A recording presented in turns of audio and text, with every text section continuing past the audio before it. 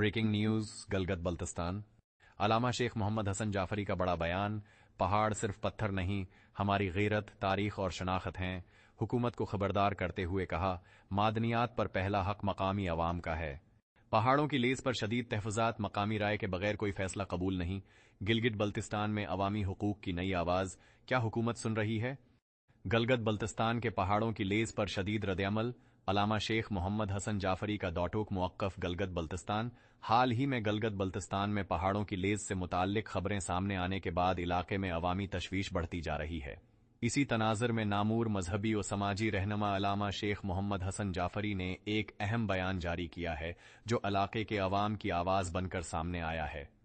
अलामा जाफरी ने अपने बयान में वजीर आजम पाकिस्तान, रियासती इदारों और मुताल्लिका हुकाम को बुराह रास्त मुखातब करते हुए कहा, गलगत बल्तिस्तान के पहाड़ सिर्फ पत्थर नहीं बल्कि हमारी गैरत, तारीख और शनाख्त की अलामत हैं।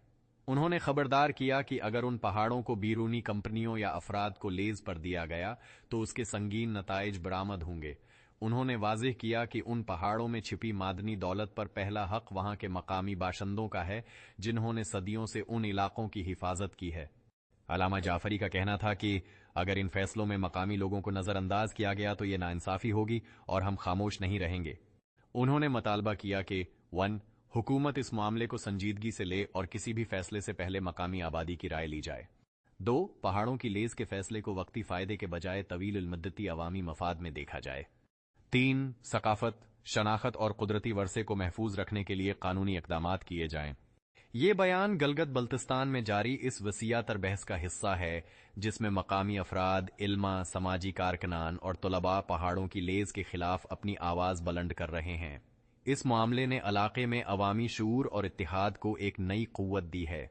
अब ये देखना बाकी है कि हुकूमत और रियासती इदारे अवामी जज्बात और तहफ़्फ़ुज़ात को किस हद तक संजीदगी से लेते हैं और आया इस हसास मामले में मकामी लोगों को एतमाद में लिया जाता है या नहीं।